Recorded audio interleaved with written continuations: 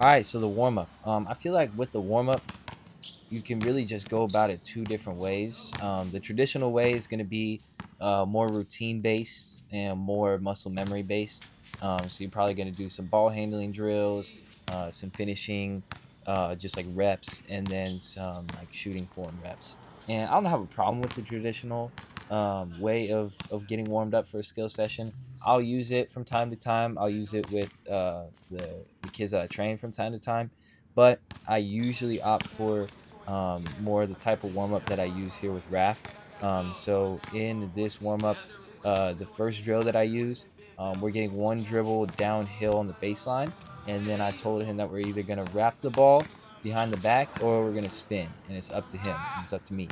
And the only constraint on that is that we're going to mess with the timing of when we actually execute the move. So we're going to do a timing that feels uncomfortable intentionally to us. And I like warm up drills like this better, simply for the reason that to get a really good skill session in that is going to move the needle, we want to be constantly pushing the limit or to the limit of our skill set, and we want to be constantly pushing a little bit outside of our comfort zone, and kind of failing more than we're actually having success during training, so that we can get better and we can acquire new skills. And so, doing a warm up like this is going to challenge coordination, and that's going to be intentionally uncomfortable and intentionally unorthodox, outside of what we're used to doing. Is going to be a really good primer for the mind and body for the rest of the session. So, we started with this, and then you'll see that we progress it up. And so, the first batch of reps, we're gathering the ball with two hands, and then I say, hey, let's gather the ball with one hand now. And so same thing, unorthodox timing with when we're executing the move behind the back of the spin, but we're gathering the ball with one hand. And then we use a crawl start on the other side of the baseline. We use a crawl start, and then that's challenging our ability to gather ourselves within almost like an overspeed into that spin. And this whole time as well, we're using the backboard in different ways. So I told him, hey, challenge the way that you're spinning the ball off the backboard, play with different angles on the backboard of like where you're actually putting the ball, play with different angles of where you're even where your eyes are looking up at the rim. And so you'll see like we're smoking a lot of these layups, and they're unguarded. They're unguarded layups, and we're smoking a lot of them. But that's actually what I was looking for. That's what we wanted out of the warm up, is to get out of our comfort zone and just explore different movement.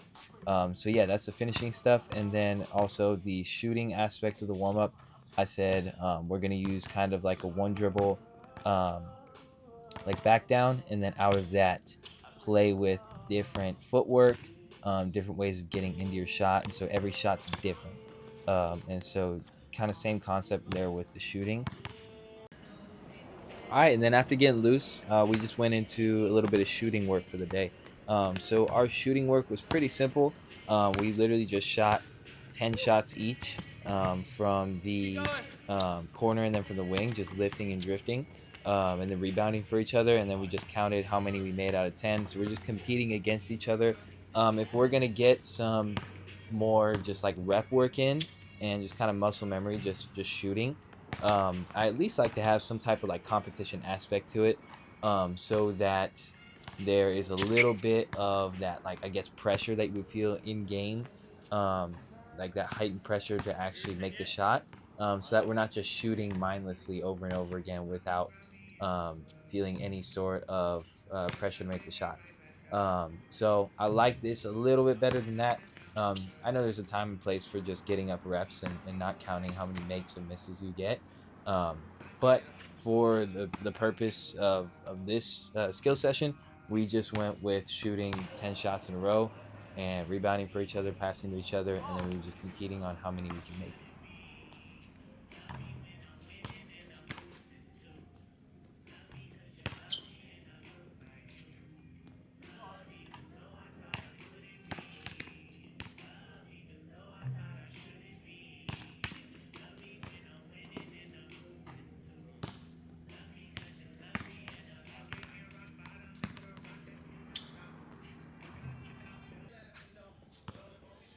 All right, and then after our quick shooting rep work, we got into live play. So the first live play variation that we did was a 1v1 against a closeout. So we're closing out on each other, passing from the hash, and then closing out as quickly as possible on each other.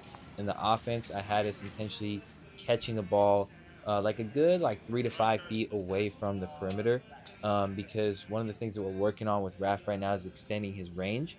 And so, yeah, I wanted us to catch um, not just hugging the line, but actually good distance away from the perimeter.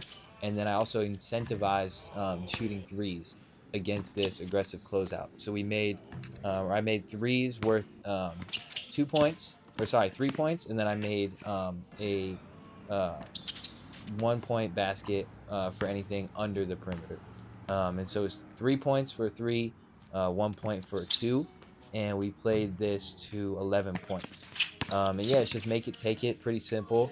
I wanted to make it two dribbles because when we're getting to our spots in games off of like a pass and our defenders closing out on us, a lot of times two dribbles is all we got really to get to our spot.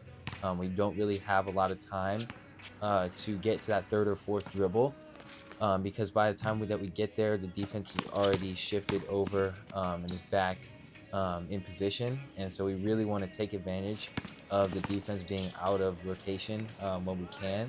And so when we get that pass, we want to make a move in 0 to 2 dribbles a lot of the time, and that should be plenty to get to our spot.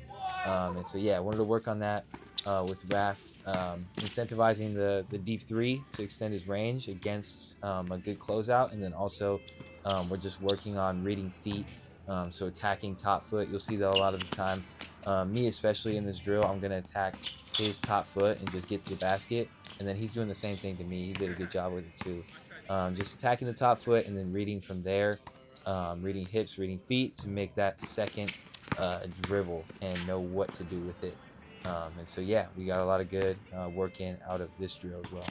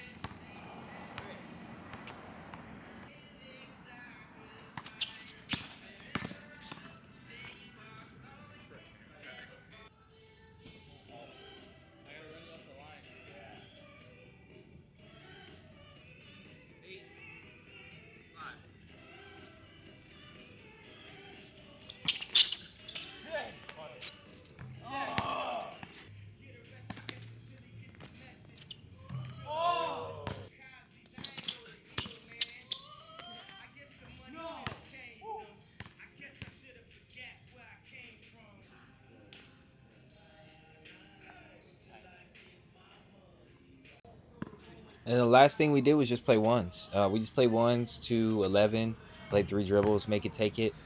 Pretty simple stuff. Nothing crazy here.